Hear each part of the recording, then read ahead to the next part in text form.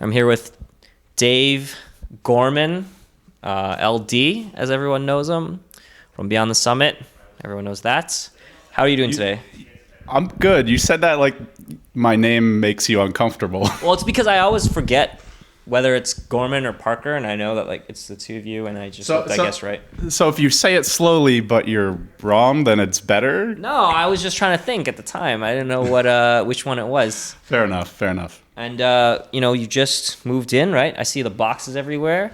How has it been going? Yeah, I pretty much just finished moving in. I got here like 2 weeks ago, but been casting a lot, been setting up, ordering equipment, getting ready for the studio. So my room is still kind of a mess. I actually got a bed frame, but it doesn't have a box spring, and this frame like needs a box spring, so the mattress is like sagging through the bottom basically. So I just disassembled the whole thing in a rage and threw it in the corner. Then passed out for 8 hours. So I didn't get to talk to Gods about this, but you guys lost terribly to the GD studio. Yeah, I take full responsibility for that failure. Pretty much every failure at BTS is pretty much my fault. And, well, I played a noob gyro. Haven't been playing much Dota lately. No excuses, though. Next month, we're going to kick their asses. Okay. It was a pretty dominating performance. I don't know if I would bet on you guys. Are you guys going to get some new players to replace some of the, like Blitz especially, like get him out? See, actually, I say we're going to kick their asses, but I'll be lucky to play, like, 5 hours between now and then, so we'll probably get our asses kicked again. But when I have a chance to play regularly, then we'll kick their asses. No promises on when that will be. Okay. Yeah, I don't know. We have to have a little chat amongst the team. Some people, besides myself, maybe not performing quite up to expectations.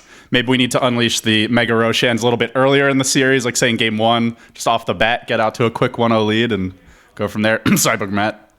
Oh wow, okay. I see where the weaknesses are. What about Pyrian Flax? Oh, P-Flax is our motivator, man. He's like the heart and soul of the team. He's always yelling at people, cursing, carrying on. I mean, he doesn't actually do anything in the game, but he makes us all want to do something more. Yeah, if you guys are going to win, you got to have him on the team, I think. The team is like dead, and there's like no hope inside without Pyrian. It's actually funny. In between games, Pyrian's like always yelling. If we lose, he's always like yelling at the team. Why the fuck are you guys taking this game so seriously? Blah blah blah. I'm not sure if I'm allowed to say that, but we're not. We're language free. You can say whatever you want. Yeah, my bad. Sorry. No. You can say whatever you want. Okay. Yeah. Well, I won't say whatever I want, but yeah. I got my F-bomb out for the interview, so we're good. We're good. Yeah, we're good. Okay. So. I know you probably get asked about Dota a lot, so we're not going to talk about Dota. I think we spent 16 minutes. Dave told a story about like how he got rejected at a prom or something like that. So we need a similar story out of you. Give us an interesting or embarrassing story, or one that you don't want anyone to know, because we definitely won't put this on the internet. Well, I went to a bunch of school dances. Really? Yeah. Didn't actually dance with anyone until I was stood in the corner? Yeah. Don't tell me you did that. I awkwardly approached girls and then was politely rejected until I was in 11th grade. Then how did you approach them? Just walk up and stare at them for a little while and kind of stare at them for a little while. Like sort of, weasel my way in. Like, hey, you want to dance? Assert dominance by staring at them. I was very assertive. I just sort of parked myself in their visual field. So eventually they'd have to take notice of me, and didn't really work out too well. And when was this? In middle school? Yeah, this was middle school up until 9th or 10th grade, and then I grew a pair, sort of. Yeah. And then what'd you do? What was your move after that?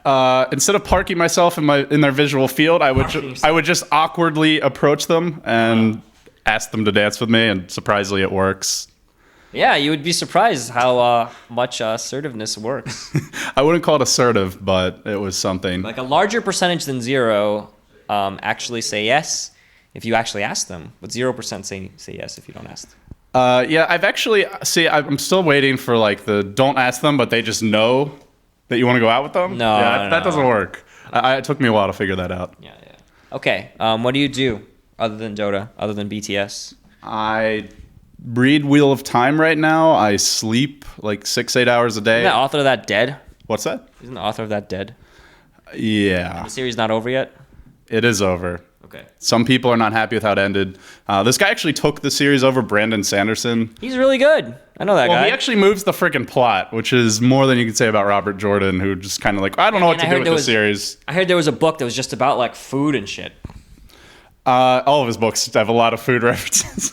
he's like what's the guy who writes Game of Thrones? Martin. George R. R. Martin. Yeah, he loves his food descriptions, but And songs. He loves songs and food. yeah, so lots of breaks.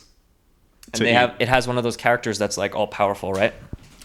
Yeah, all these fantasy series generally do. I mean, at least for high fantasy, where it's like people have magic and special powers and stuff. Martin just believes in killing everyone and sadness and death and destruction, pretty much.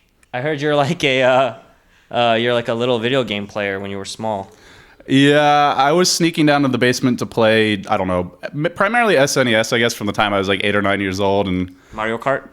maybe even before 8 or 9. Yeah, Mario Kart. I mean, but mostly RPG stuff like Chrono Trigger, Secret of Mana, Super Mario RPG. That game kicked ass.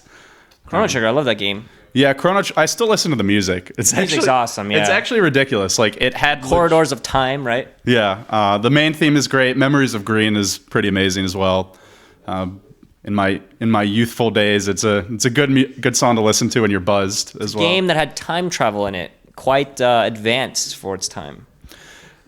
I don't know if it was advanced, but I mean, they did a good job with the time travel, though. Like, it wasn't just like this game is time travel. It actually fits into the whole story. And, like, the game's built around. It's not like, oh, yeah, by the way, time travel whenever they have to solve a plot problem. It had multiple endings. It had a combination of abilities between the characters. It was innovative. I didn't have a lot of that stuff in other games. Yeah, I mean, I'm trying to... Aside from Chrono Trigger, I really liked... what else did I play? I sort of continued playing RPGs, but I guess they fell off. Like, I think Final Fantasy VII was like the last game I legitimately enjoyed, even though in retrospect the plot kind of sucks. But and then Dota took over. No, Dota was a long way after that. I mean, they didn't even have Dota at that point. But I really got into competitive gaming, I guess, with Counter-Strike. So I started playing Counter-Strike 1.6 when I was 13, and I played it competitively on and off for like the next 8 years. And then the game kind of died, and I went to college and grew up. Now there's another Counter-Strike coming out. Yeah. You gonna play that one? I don't know. I've heard mixed reviews about Global Offensive. Like, all the teams are switching, but that's where the money is. There's no future in 1.6 because it's an old game. Hardware companies don't want to support it because you can't sell like, oh yeah, buy a new video card to play this 10-year-old game that you don't need a new video card for. So, I mean, 1.6 was an awesome game to play competitively. It's actually, people look at it as they think it's a first-person shooter and, just like Quake or something, but it's really much more kind of team-oriented and strategically focused. So yeah, but the thing it's got some overlap with Dota. The thing is, it's really hard to watch. I can't really watch it well. It's not a good spectator experience for the most part, unless you're really into the game. But if you're like a fan of the game or you're playing, I still think it's one of the best competitive titles ever. Yeah, I appreciate like my friends used to play that game all the time. I'm terrible at FPS. It gives me motion sickness. But, I'm terrible at most games, so. Do you like lean over to puke every 5 minutes or something? I tried playing Quake, and it just like, I got dizzy playing it. And I like Quake. I like actually watching it. It's kind of fun to watch. Yeah.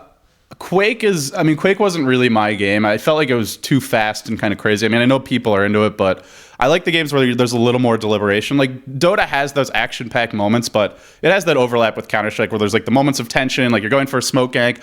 Are they going to spot you? Did they run over? Did they smoke under a ward? Stuff like that. Same thing happens in Counter-Strike where you see them like getting ready to break a base. You see them like prepping to throw in the initial flashbangs and smokes. And it's actually kind of this like intricate sequence of events. Like, just watching as a spectator, you're like, oh, they're just throwing a bunch of grenades and then they're running in. But it's like actually very specific spots that they're aiming at to like set up flashbangs. And there's almost a meta game with the flashes and smokes as well, because it's like, all right, well, this team normally takes this base this way, so we're going to position ourselves over here. We won't be affected by those grenades. And then the other team does their research, figures that out. It's like kind of a back and forth thing. But you don't see it. You don't see it unless you really understand the game. Like, most people, they just see people running in and blowing heads up and stuff like that. But like Dota, I mean, when I first started watching it, I didn't understand it very well. And now, like, I really like the drafting phase.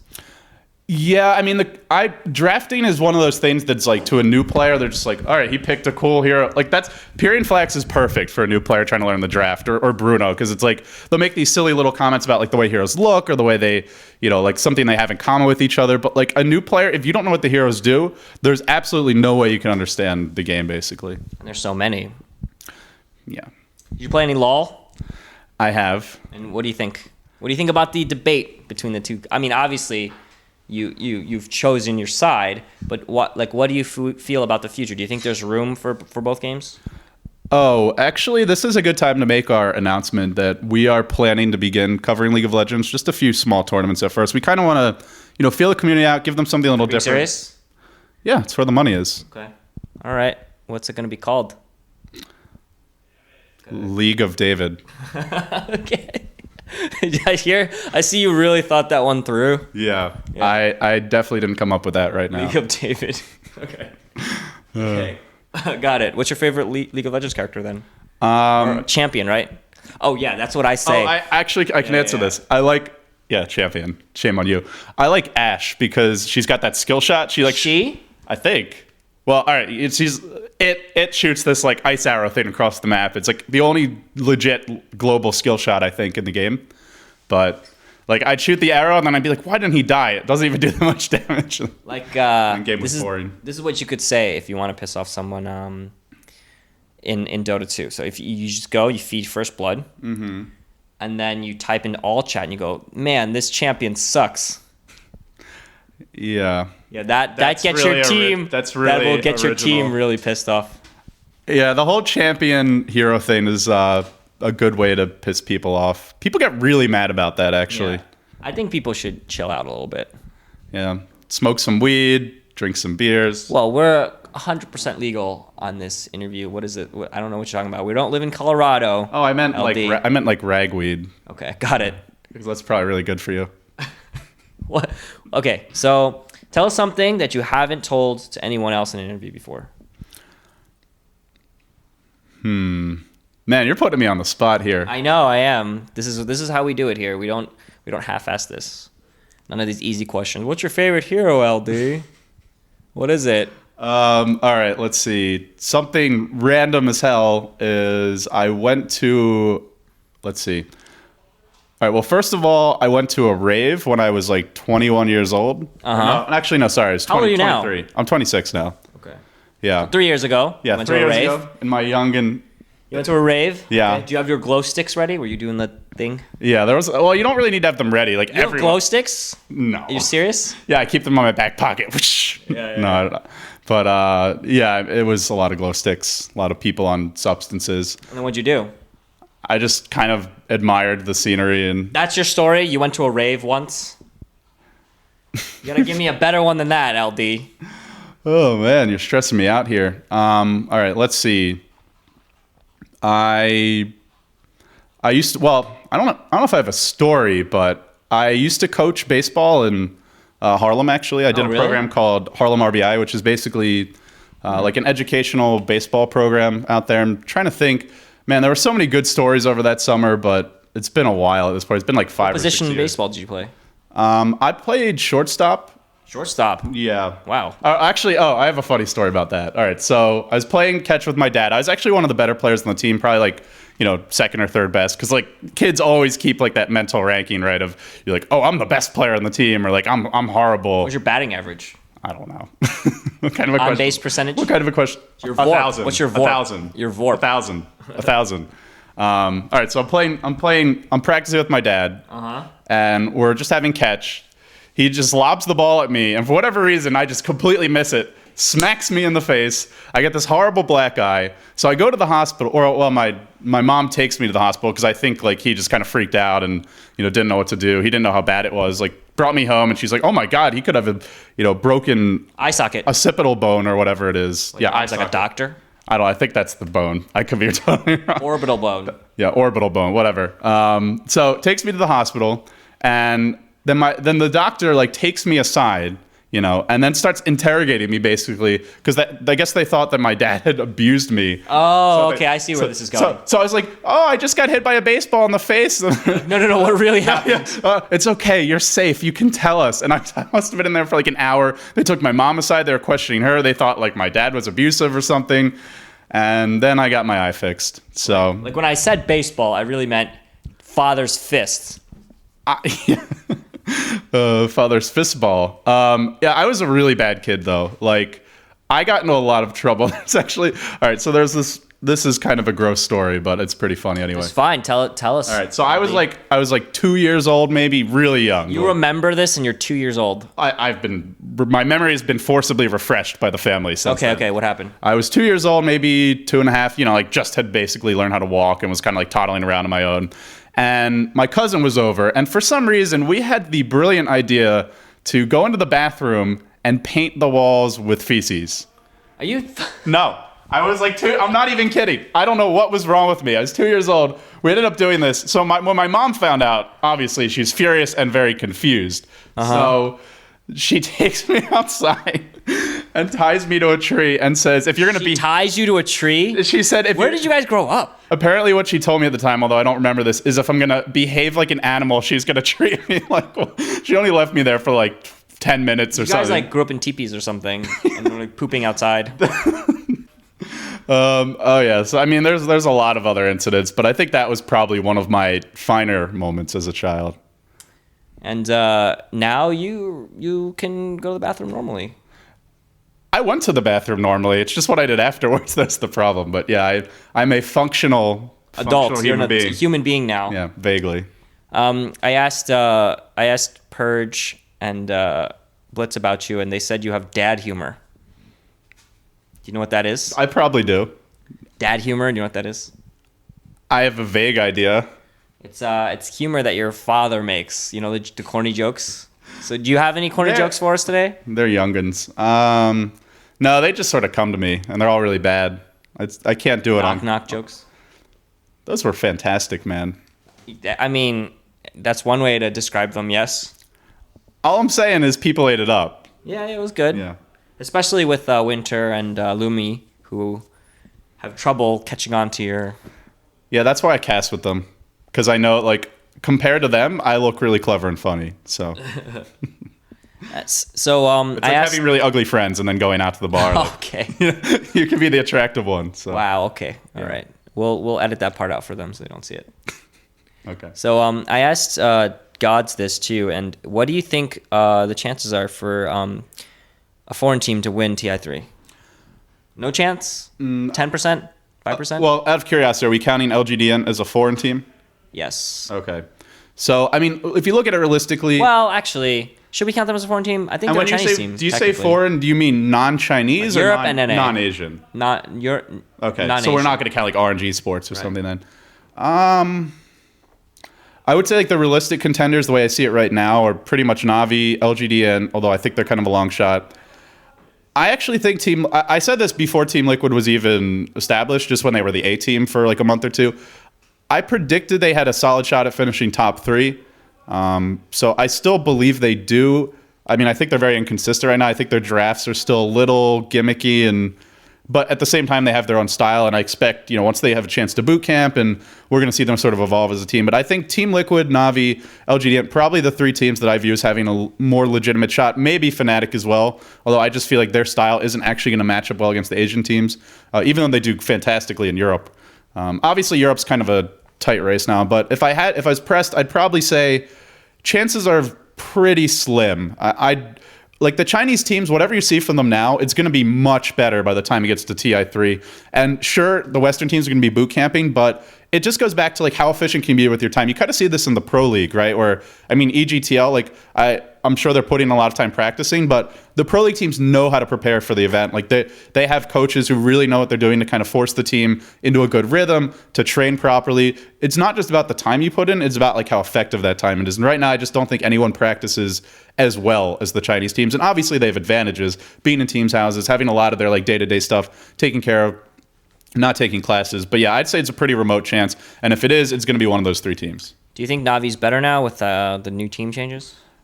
Definitely. I mean, are they better than they ever were with the old roster? I don't know. But they're certainly better now than they were with that roster. So, I mean, teams stagnate, right? And Navi was a team where you could just tell from like some of Light of Heaven's comments, like he's just gone away to college or been there. He's like discovered having a social life, basically. People change over time. Their focus may wane. Their interests may shift. And that's pretty much what happened with Navi. They needed a change. A lot of teams do. And, the community's quick to say like, oh, the scene's unstable. But if it's not working, you got to make a change now because the invites for TI3 are coming soon. Yeah, that's exciting. Do you? You sound excited. I'm excited because they draw it out for so long. Yeah, it's good though, right? Like you couldn't do this for another tournament. Like I hate when online events do like their group draws, like these long drawn out, like let's release like the first 4 teams and then like the next 8 like a week later. Like nobody cares. But for TI3, you could totally do that, and people are gonna be like, staying up late hoping for an announcement. So I think it's pretty good. Okay. Do you have any shout outs you want to make before we go? Before we go, I just want to say you still owe me a dinner. Really? So next time I see you, Maybe dinner for what? I want a poker. Oh yeah, that's right. LD won a poker. Everyone in the house was flaming me like, "Oh, you're so bad at poker. Like all your bets are on." I've won twice now. So there you go. 2 for 2. Empirical evidence. 2 for 2. Yeah. 100% win rate. Statistically, very strong body of evidence. Okay. I'll get you a dinner sometime. Okay. We'll go to Denny's or something. No, we already did that. We went to Denny's and Hayoko ordered like the most, like this taco burger. So it's like the most weird, disgusting thing I've ever seen. It's like, oh, it's so good.